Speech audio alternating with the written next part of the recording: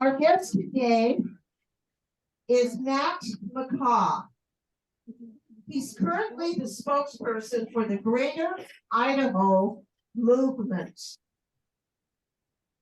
Matt McCaws is a born and raised Oregonian who has lived and worked on both sides of the state.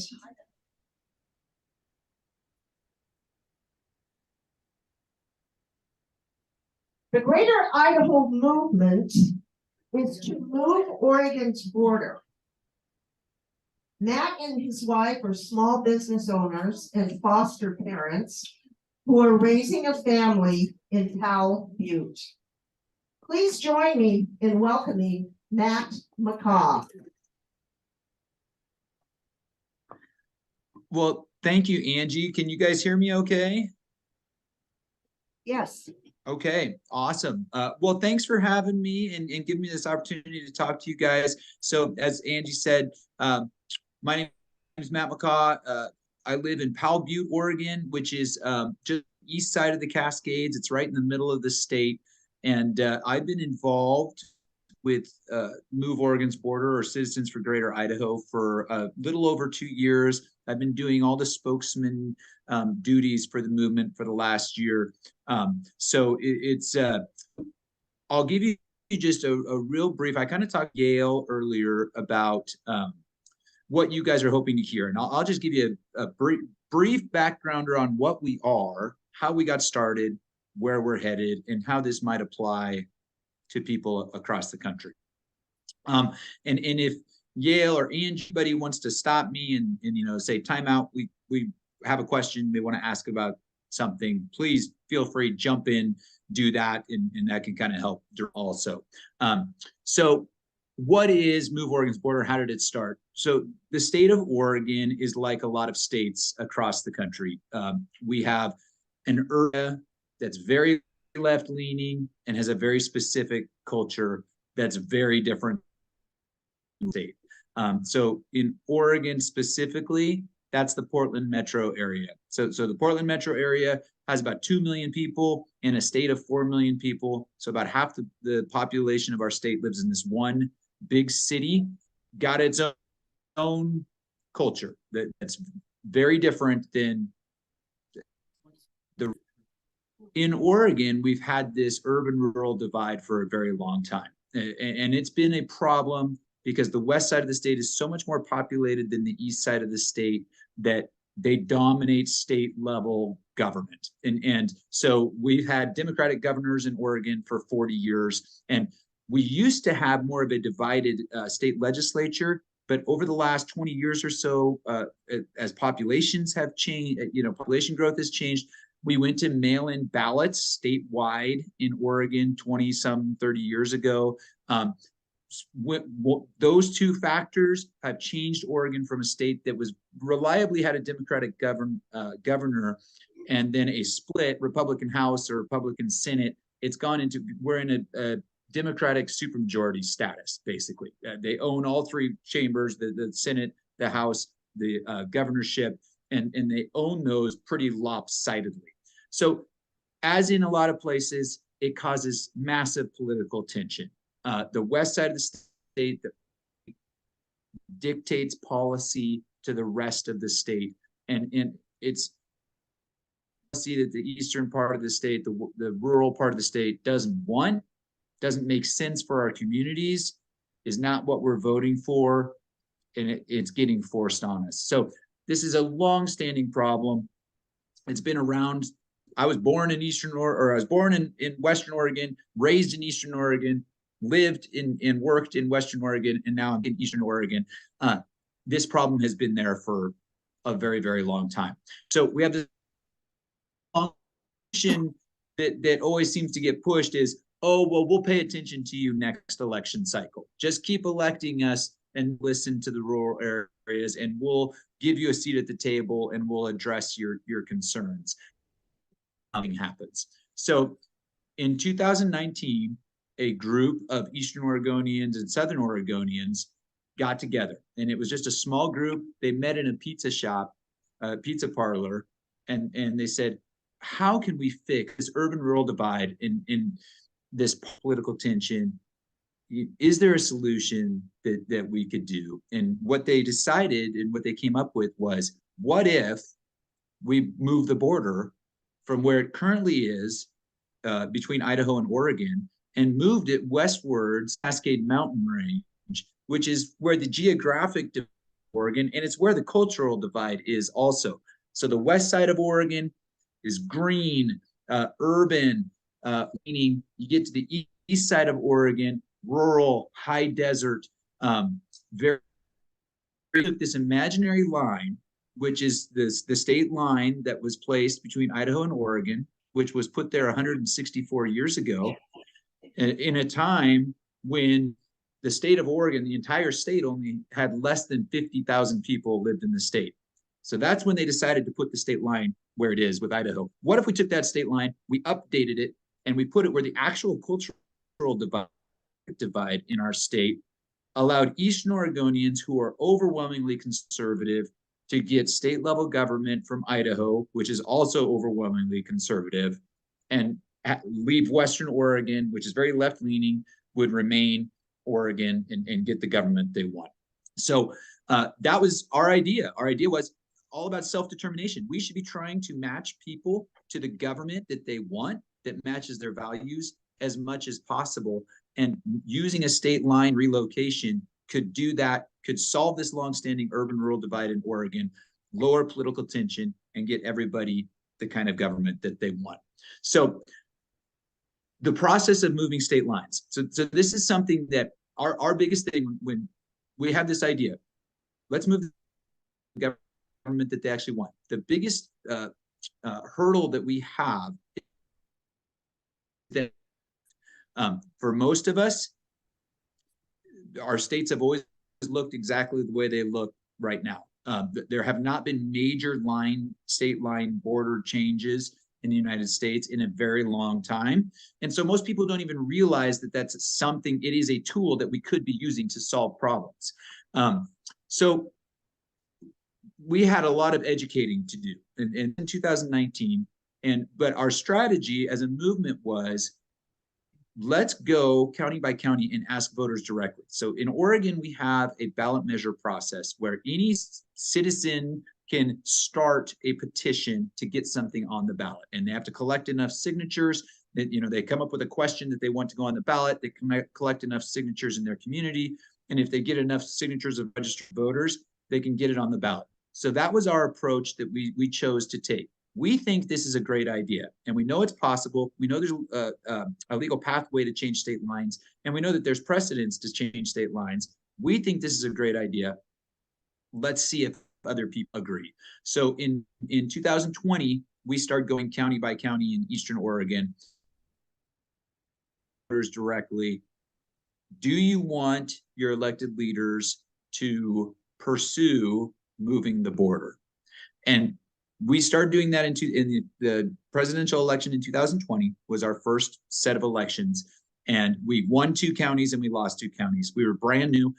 Nobody knew who we were. Nobody knew what we were trying to do. People didn't really understand very well what we were trying to do because we're a grassroots organization. We're just a bunch of people in the state trying to solve a problem. We lost 2 elections. We won 2 elections.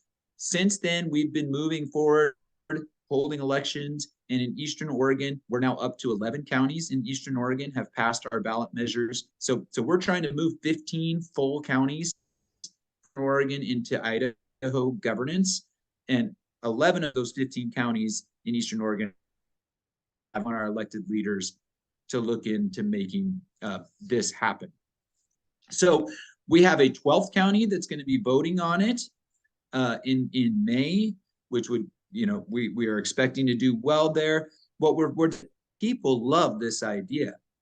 People understand across America, across Oregon,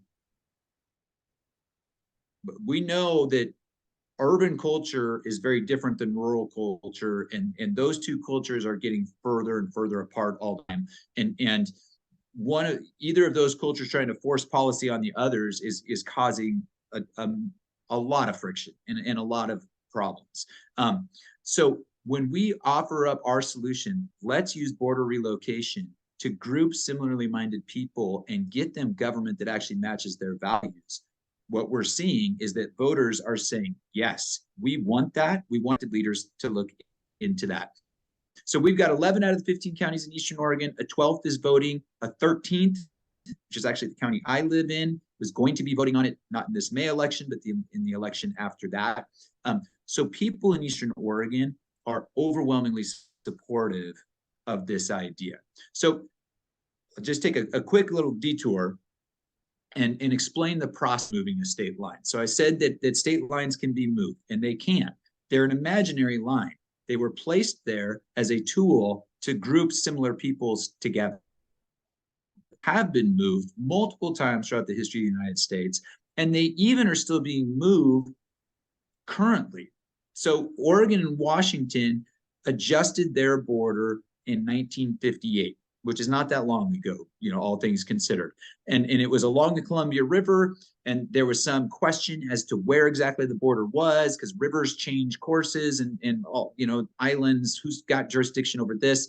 So the process for any two states to move their border is for the two state legislatures to come together and draw up something called an interstate compact, which is essentially a contract that says legislatures don't think where the border currently is working and is making sense. We think it would make more sense to put it here. Just agree on that, and they drop the contract and they say the line's going to move from here to here, and the governance for these areas are going to change from here to here, and here's any grandfathering in of what we need to do, and here's any assets that need to change hands. They drop this contract. If the two state legislatures agree, it goes to the U.S. Congress. And if U.S. Congress says, yeah, it's done, the governance changes for those people that are involved. So I mentioned in 1958 process, the two state legislatures met. They decided that they needed to firm up and decide exactly where the border went on Washington's southern border and Oregon's northern border. So they wrote up the interstate compact, passed both states legislatures, went to Congress, they signed off on it. Boom. So that is the process. So we kind of see it as a pyramid. Our goal is to get people in which are overwhelmingly 75% Republican. They're represented by a Republican congressman. They're very, very conservative in Oregon on almost every issue. Our goal is to get those counties moved into Idaho state governance. And so we have been spending the last 3 years proving that there's popular support for our idea. And there is. The people in Eastern Oregon want this to happen. Likewise, in Idaho, Trafalgar Group did some polls in 21, and they asked, do you want, or would you be okay with absorbing these 15 Eastern Oregon counties if you knew that they vote similarly to you and that they would not be an economic drain on your state? And respondents responded over 2 to 1 positively and said, yes, if we could bring in like-minded people that vote the way we do and make the same amount of money and would contribute positively to our state, yes, we want to take. So there's a lot of popular support in the state of Idaho. There was also polling done in 2022 by Survey USA, another national polling operation, northwestern Oregon. And so that's the populated part of the state, Willamette Valley. The Willamette Valley and Portland metro area are about 3/4 of the state's population. So they polled just people in the northwest part of the state of Oregon, and they asked people, should Oregon look at changing the border and what that would mean for everybody involved? 68% of respondents in Northwest Oregon said, yes, we should have this conversation. And so what that shows us is that people, your everyday average citizen, understands that city life, city culture, urban culture is different than rural culture, and it doesn't make any sense for either of those two cultures to try to be forcing policy on each other, dictating policy to each other. The people understand that what makes sense for Portland doesn't make sense for Eastern Oregon and vice versa, and that we should look at how do we get those group of people government that they actually want, that makes sense for them. So there's lots of popular support for our idea in Oregon and in Idaho.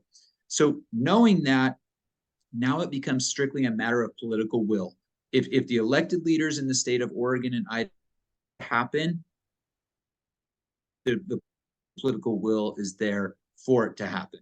So to that end, our next step in the process level, and we began that this year. So you may have heard about us. We got a lot of attention this year because we've actually gone from the, this is a good idea phase to the legislative, we're making happen phase. So the way we are going about this is we had a memorial and invited the Oregon legislature to begin talks about where to move the border. So the Idaho House passed that measure, passed it very handily. It moved to the Senate. We had a lot of support for it in the Senate, and we had the votes to do it in the Senate on the Idaho side. We had a similar measure that was introduced on the Oregon side that is sitting in the Oregon Senate. So the Oregon Senate is heavily weighted towards Democrats.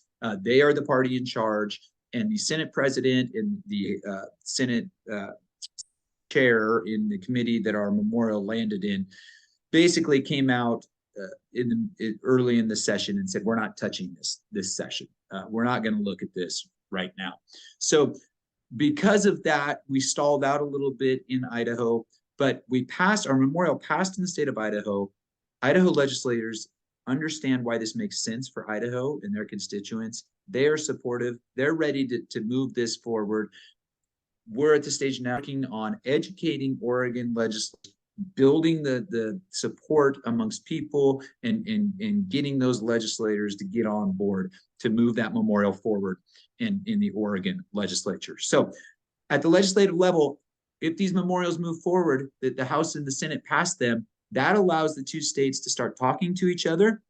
And once they start talking to each other, they have hearings, they can form committees, do these things, and start talking about where it actually makes sense to move the border. So that's where we're at currently. The Idaho legislative session, unfortunately, is over. It ended so our bill they never brought it up. They said, well, if Oregon is not going to do this, there's no need for us to kind of move forward at this point.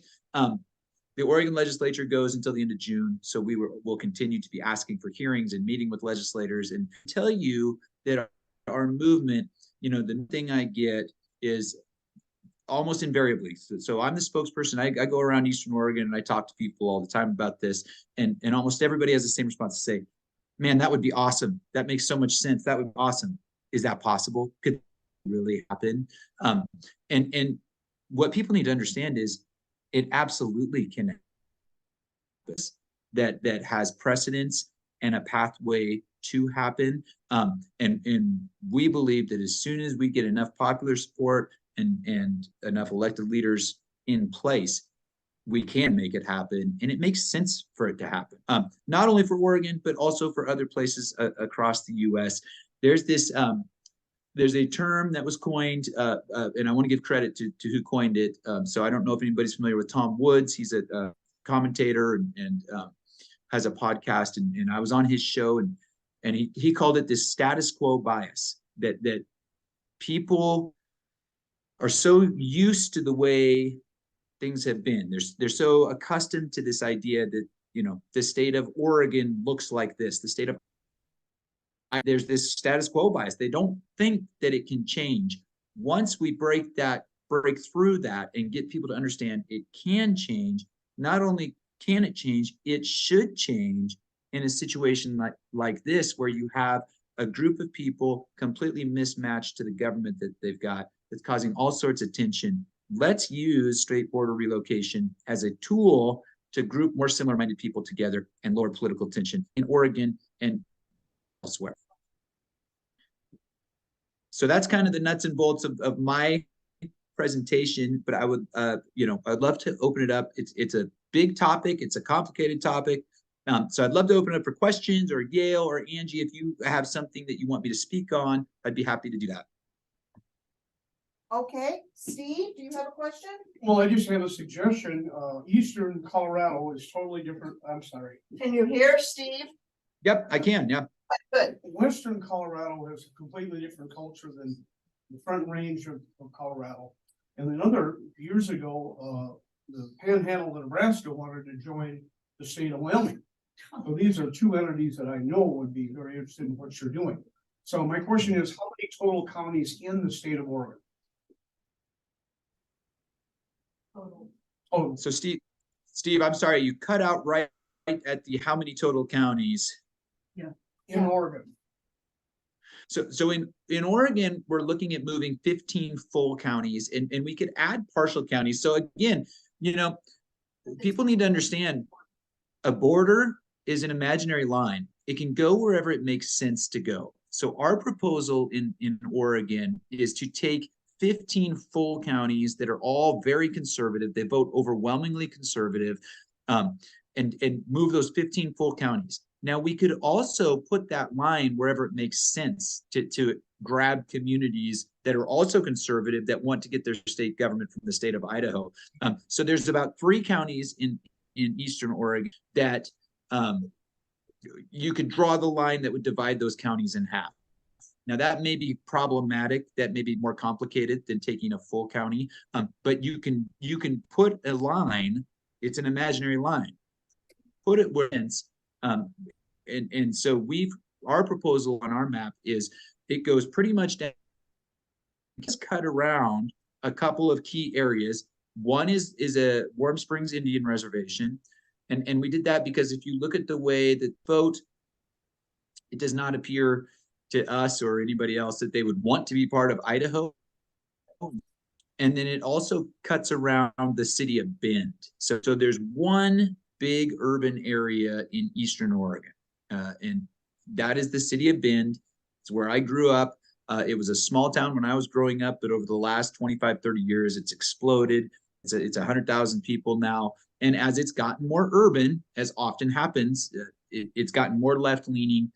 We do not think that the folks in Bend would want to be part of Idaho. They're happy with their governance from the state of Oregon. So our proposal simply carves around them. We want to be matching people to government that they want as much as possible, not dragging people who don't want to be part of it in or forcing anybody into something they don't want. What is the total number of counties in Oregon? That was the total number of counties. Yeah, so there's 36 counties in Oregon. And our initial proposal, when we started this, and I wasn't actually part of the movement at that point, but when we started this proposal, we looked at the way people voted and we said, Southern Oregon votes very conservatively. So I should have, kind of laid this out there. I assume most people know this, but the state of Idaho is one of the most conservative states in the country. It's the legislature is 80% Republican. It's very, very conservative. State of liberal states in the country as far as that goes. So when we started this, we looked at how do people in these counties vote? And Eastern Oregon votes overwhelmingly conservatively. Southern Oregon votes very, very conservatively. So our initial proposal included several Southern Oregon counties. As we started the process of going directly to voters, we have gone to a vote in Southern Oregon 3 times in 2 different counties, and we have lost all 3 of those votes. So in Eastern Oregon, we're winning. Our ballot measures win, and they win with about 61, 62% is our average passing rate. In Southern Oregon, we've gone 0 for 3 over there. And what that told us was, even though those folks in Southern Oregon vote conservatively, they're not state level governance. For whatever reason, different, it's a different enough culture than Eastern Oregon. The people in Southern Oregon would rather stay in the state of Oregon, state level governance. They're not ready to have that conversation. So we dropped them out of our proposal. Again, it's an imaginary line, can go wherever it makes sense for it to go. We're only moving forward with these 15 Eastern Oregon counties and potentially partial of 3 counties. Barbara, Do you have a tentative, can you show us your tentative map of what's the most possible? A map showing what Oregon looks like, what it would look like? I can, sure. So I don't know if you guys can share my screen. We Is that can, possible? Do you have that slide available? Yeah, I've got it up on my screen right now. If you Okay. if you could just I'm gonna have to make you host. Hold on. Keep Okay. talking and let me work this out. Yeah, yeah. So it's interestingly enough, it's about Eastern Oregon is from Western Oregon. Eastern Oregon, we're talking about moving about 63% of the land mass of Eastern Oregon. It's only 400,000 people. So state of Oregon's 4 million people. So we're moving 9% of the people with 63% of the land mass. And people ask all the time, you know, about whether this makes sense across the country. And I think there's likely places like you were talking about Colorado. We've heard rumblings from like Western Colorado counties want to be part of, you know, maybe Wyoming or whatever. We've had people contact us from New York and say, how can we, you know, what are you doing? Would this make sense for a place like New York, where the upstate New York is very conservative, but they get completely dominated by New York City. So this might make sense in lots of places, but when you see this map that Yale's working on getting up for you, you'll see just how much it makes sense for the state of Oregon. It's such a vast difference between Western Oregon and Eastern Oregon in almost every way. And what ends up happening, and part of the reason we get this political tension, is that I'm going to close that real quick. Let me know when you're ready for that map, Yale. You can do it now. It's ready now. Go ahead. Okay, let me see here. All right, can you guys see that map? Not yet. No. All right, let me try one more thing. Yeah, go ahead. Can you see it now? No. No? All right. Let me go back. You have sharing power. Okay, I have sharing power. Okay. Yeah, okay, I've got sharing power. Now the trick is figure out how to do it. I don't get sharing power, so I need to You have share do you see where on the bottom where oh, here we go. share your screen? Screen. Share your screen. So now okay. let me see. Okay, now can you guys see it? Yep. Now we can see it. Okay, you got it now? Yes. Okay, so this, Wow. okay, so this map shows you what our proposal is. So the normal border between Oregon is along the Snake River, right there, kind of underneath the where you can see the border is now between Idaho and Oregon. So we're proposing moving that westward all the way to the Cascade, where you can kind of see the western edge of that border. It carves around the Warm Springs Indian Reservation, be governed by Idaho, and carves around the city of Bend. So Eastern Oregon is a vast amount, is very sparsely populated. And it's, again, it's geographically similar to Idaho. It's economically similar to Idaho. So Eastern Oregon is very agricultural. A lot of the economy is agricultural based. It's not nearly as wealthy as the west side of Oregon, but it's very comparable to the state of Idaho. So in this case, you could move 400,000 people and all this land into the state of Idaho, and it would not be, it wouldn't make a huge economic difference. There would be a small benefit to the state of Idaho from adding all these people, but it wouldn't be a big economic drain. It wouldn't be, you know, this huge economic, you know, boon, because the economics of Eastern Oregon and Idaho are almost exactly the same. But what it would do is that Western Oregon is quite a bit wealthier than Eastern Oregon. So letting Eastern Oregon go to get part of their governance from the state of Idaho would actually allow Western Oregon to keep far more of their tax dollars in Western Oregon and not have to be sending those to Eastern Oregon. So our proposal in the state of Oregon is, it really is a win-win for almost everybody involved. It gets Eastern Oregonians the government that they want. It gets Western Oregonians more of their tax dollars staying at home, more government that they want, that they would have then super majorities where they could pass the legislation that they think that they need and they want for their communities.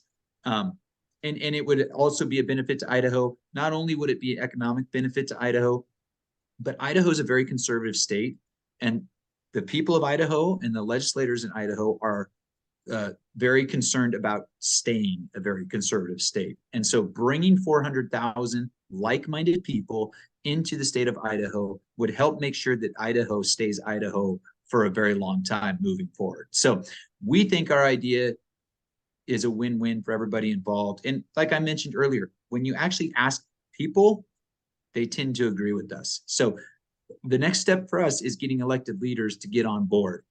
And to that end, I can tell you, I'm going to stop sharing now and go back to just me, if that's okay.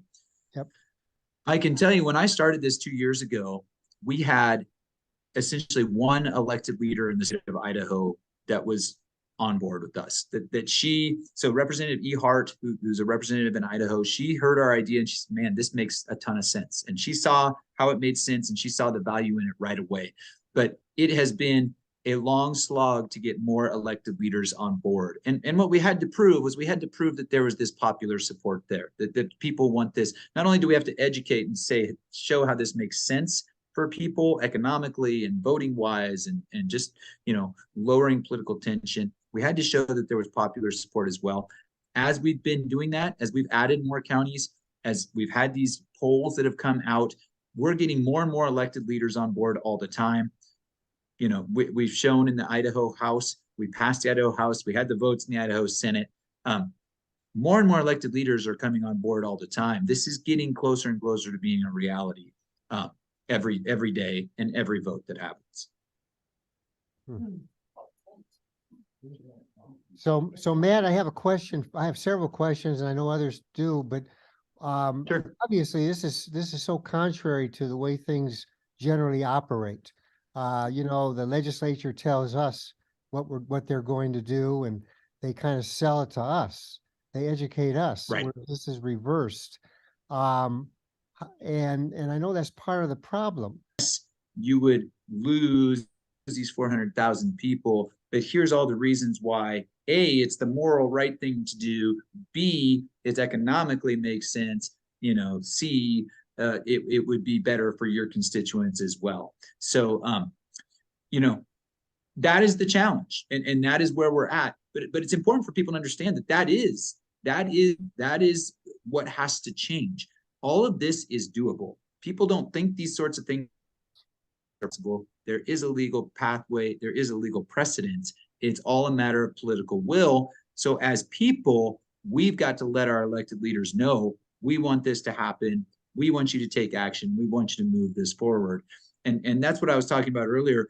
When I started this 2 years ago, we didn't have any elected leaders who wanted to touch us. They were like, we're not going to stick our neck out on any of this stuff. This sounds kind of crazy. As they've seen, though, that the people want this to happen, people in Eastern Oregon, people in Idaho, even the people in Western Oregon, it's given to step out in favor of us and say, yes, we do think this is a good idea. And more importantly, this is what the people want.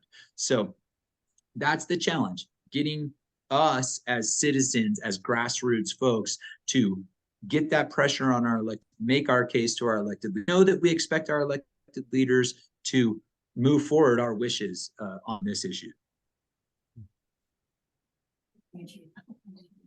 Yes, how does this affect the congressional seats? Like how many would leave or go? Yep. Good question. So again, one of the reasons why this proposal makes so much sense is not only do you have this contiguous landmass of people that are culturally similar to a neighbor and completely dissimilar to the people that they're actually grouped with, but we're not talking about a ton of people or national political power structure, disruption. So by that, I mean, the people in Eastern Oregon right now, these 15 counties we're talking about, they're represented by one representative, U.S. representative, and that's Cliff Band, because Eastern Oregon is incredibly conservative. So that one representing Oregon, which currently has 6 representatives, 2 representing Idaho. So on the national scene, it would change 1 electoral vote from Oregon, which is essentially very reliably blue, to Idaho, which is very reliably red. And that's it. And that's the only impact that would have on the national level. So a lot of times people say, oh, you'll never get Congress. You'll never get the US Congress to sign off. Even if Oregon to agree, you'll never get US Congress to sign off. We don't agree. Historically, interstate compacts have been approved by the US Congress. And reason, if two states say this is what states and there's very little national impact, it make a lot of sense for the US Congress to say no. Especially in this case, if a red state and a blue state came together and said, we think moving the border would make sense for everybody involved, we don't see any reason why the US Congress would say no.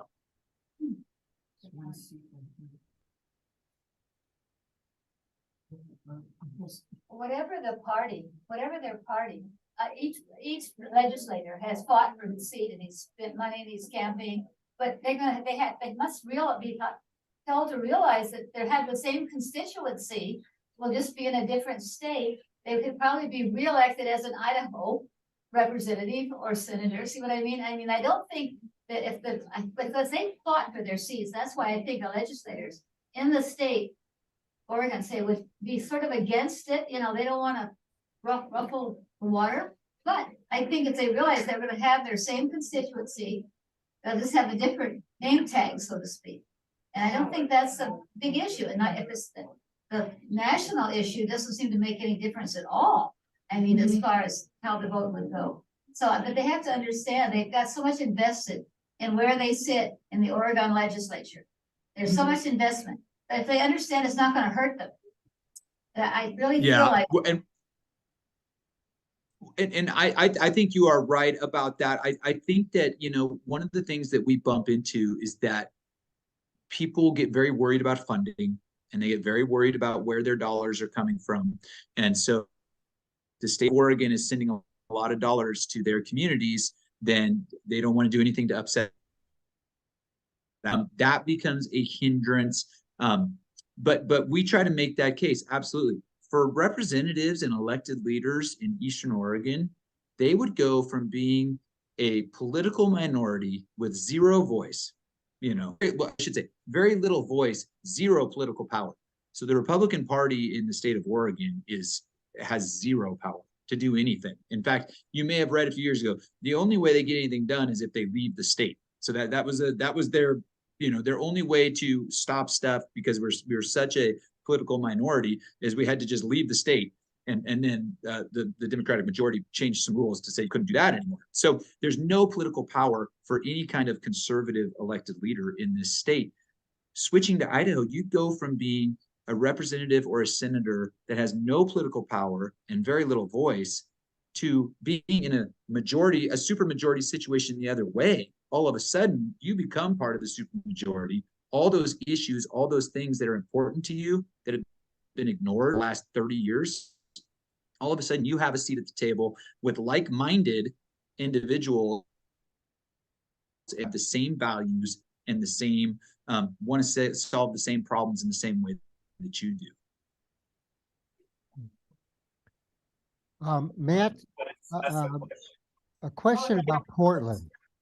Question, Was there, did I interrupt someone? Matthew Jeske has a question. Okay, go ahead.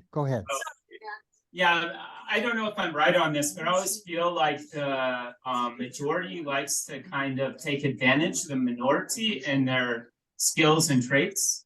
I don't know how, for instance, if they're in agriculture, they want to reap the tax benefits or maybe some of the water rights, things like this. Is that going on in Oregon? How would you relinquish that grasp if it is?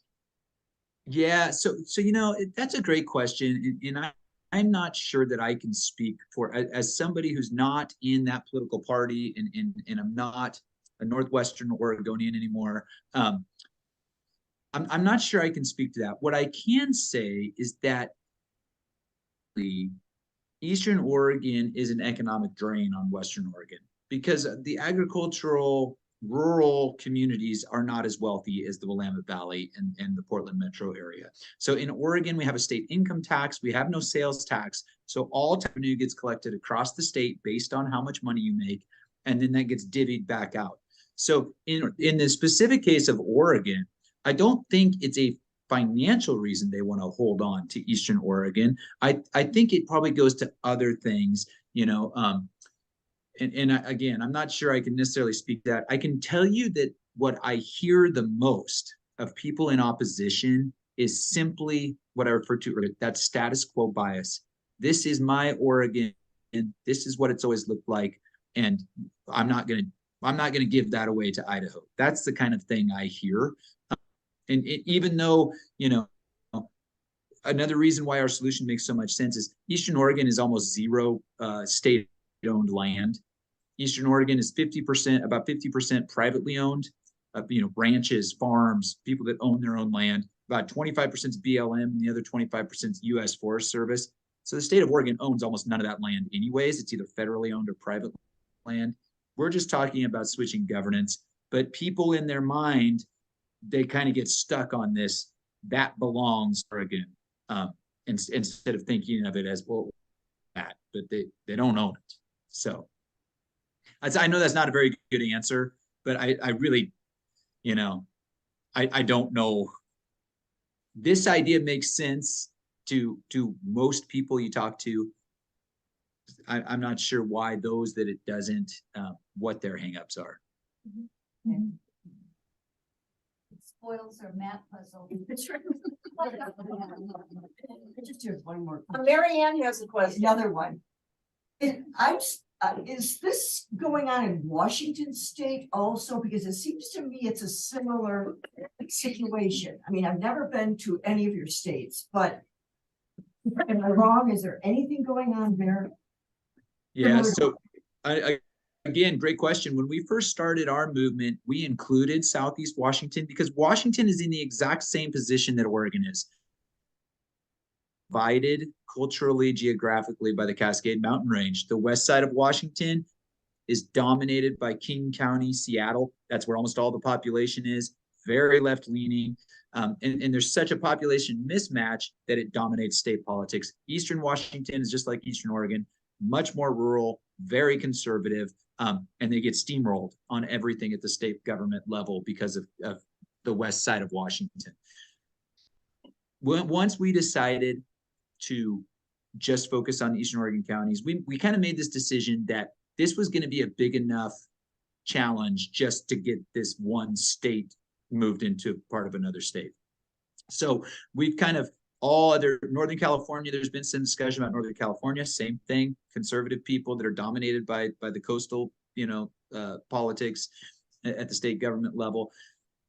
We've decided we're just going to focus on getting these 15 counties first. And once that happens, we're successful, and I do believe we're going to be successful. I believe as our cultures drift further apart, as our politics gets more partisan and more, you know, there's more tension all the time. People are looking for solutions. People don't want this. People don't want to have, you know, be angry with their fellows and their neighbors. They want to live. They want to let live. They want to live their lives, raise their kids, go.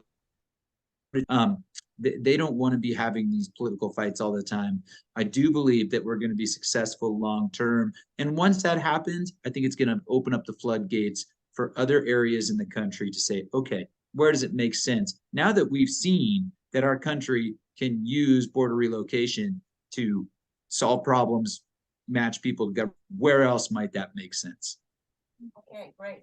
Brilliant. Yeah. One more question, Matt. Yeah.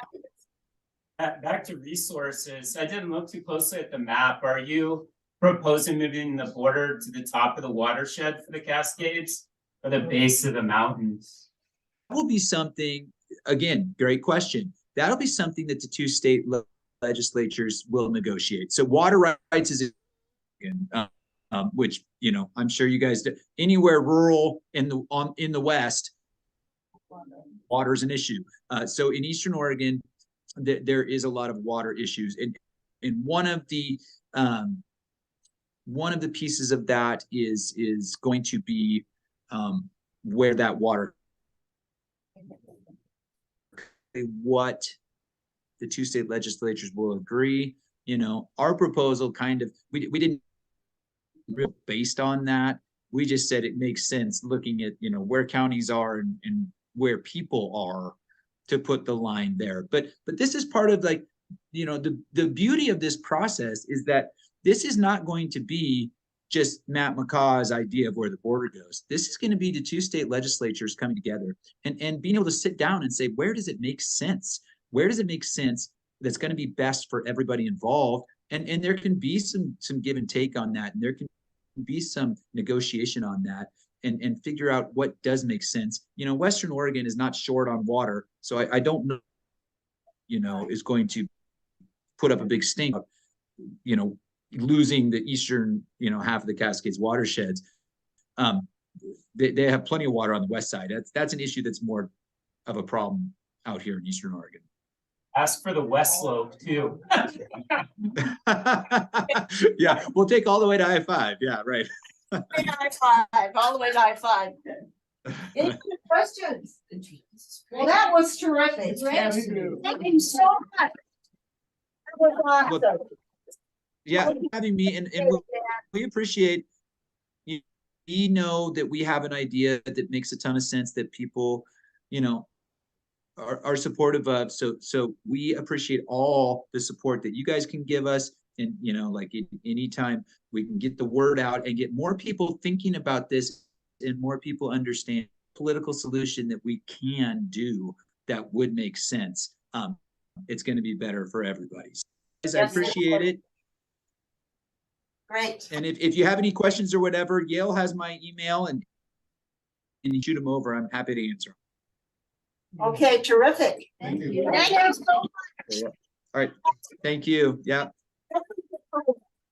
That was great. Okay. All right.